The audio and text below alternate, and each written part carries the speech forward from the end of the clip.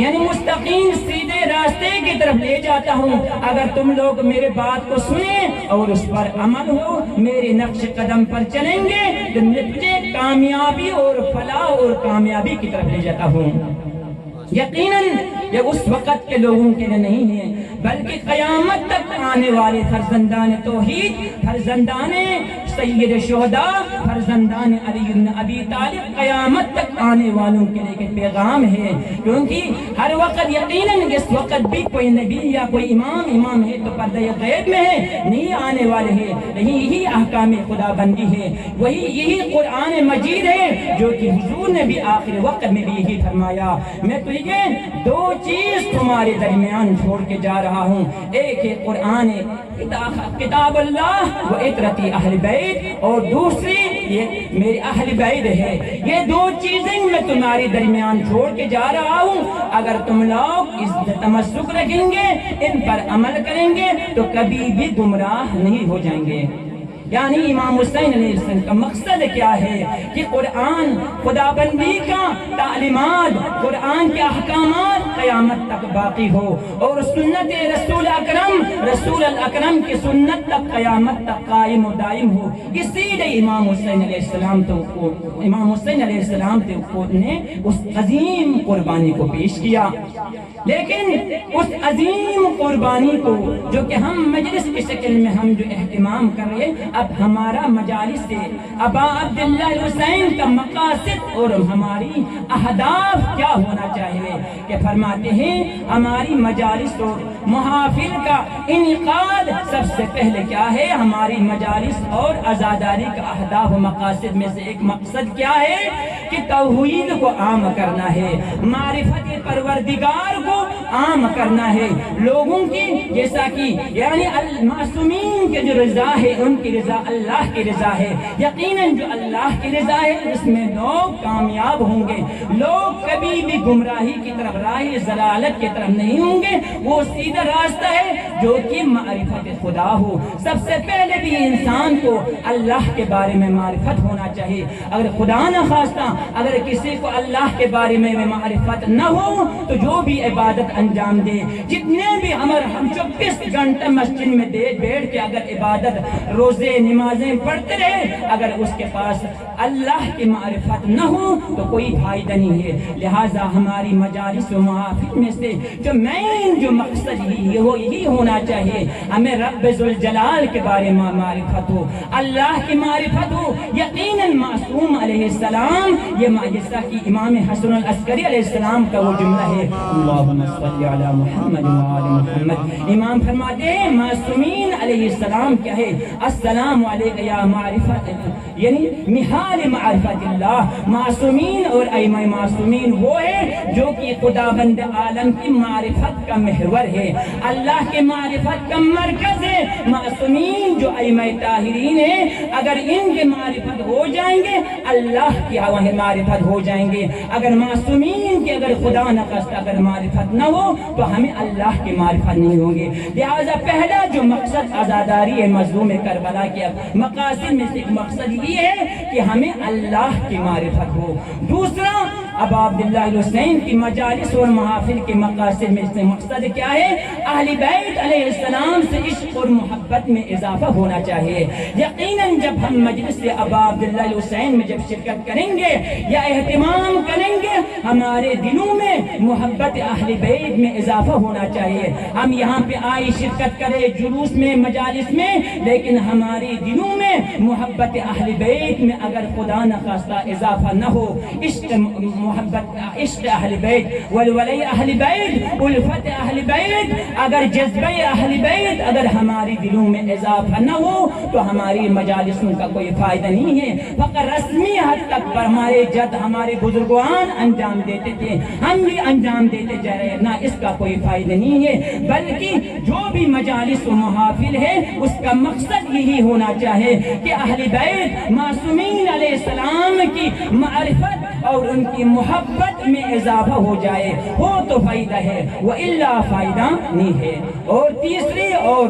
تیسری جو معرفت ہے یعنی مجالس ابا عبداللہ حسین کے مقاصد میں سے مقصد کیا ہے کہ لوگوں کو دین کی طرف دعوت دینا ہے۔ اگر کوئی مجالس و محافل انعقاد کرتے ہیں تو لوگ دین کی طرف آ جائے، لوگ دین کے کچھ نہ کچھ تعلیمات یہاں سے سیکھ کے جائے، جیسا کہ امام رضا علیہ السلام کا وہ قول امام فرماتے ہیں کہ ہمارا مجالس وہ ہے جو کہ ہمارا یعنی محمد و آل محمد کے مجالس بپا کر لے، من جلس مجلسا یحیی فیہ امرنا، ایسا مجلس بپا کر لے جس میں تعلیمات محمد و آل محمد زندہ ہو، ایسے مجالس اور محافل انعقاد کرے جس میں تعلیمات محمد و آل محمد مل جائے۔ وَإِلَّا ہم فقط نعرے یا ظاہراً ہم نے یعنی ظاہری اگر چسکا لینے کے لیے اگر مجلس میں شرکت کر لیں تو اس کا کوئی فائدہ نہیں ہے، بلکہ کسی مجالس اور محافل میں جب ہم شرکت کریں گے تو ہمارے لیے کوئی نہ کوئی ہمیں یہاں سے کچھ لے کے جانا ہے، نہ بلکہ ہم آ کے یہاں پہ آ کے یعنی بیٹھ کے چلے جائے تو اس کا جتنا ہم ابا عبداللہ حسین کے مجالس سے ہم نے یعنی فیض حاصل کرنا چاہتے ہیں وہ ہمیں حاصل نہیں ہوں گے۔ بس اسی مقصد کے تکمیل کے لیے امام حسین علیہ السلام نے اس عظیم قربانی کو پیش کیا۔ 28 رجب کو بہن بھائی نے اکٹھا سفر کرنے کی تیاری شروع کی۔ مختصراً کل جہاں سے میں نے چھوڑا ہے وہاں سے آگے ایک جملہ یعنی عبداللہ بن سنان کوفی کہتا ہے جس دن امام حسین علیہ السلام نے مدینہ چھوڑا اسی دن میں بھی مدینے میں پہنچا، دیکھا اہل مدینہ پریشان ہے، میں نے پوچھا اے مدینے والوں کیوں پریشان ہیں، کیوں غمگین ہیں؟ تو لوگوں نے کہا اے عبداللہ بن سنان کوفی آیا تجھے پتہ نہیں رونق مدینہ حسین، چراغ قبر پیغمبر حسین آج مدینہ چھوڑ کے جا رہے ہیں۔ عبداللہ بن سنان کوفی کہتے ہیں میں بھی بنی ہاشم کے محلے میں باقی مدینے والوں کے ساتھ چلے تاکہ امام حسین علیہ السلام کی تیاری کو دیکھوں۔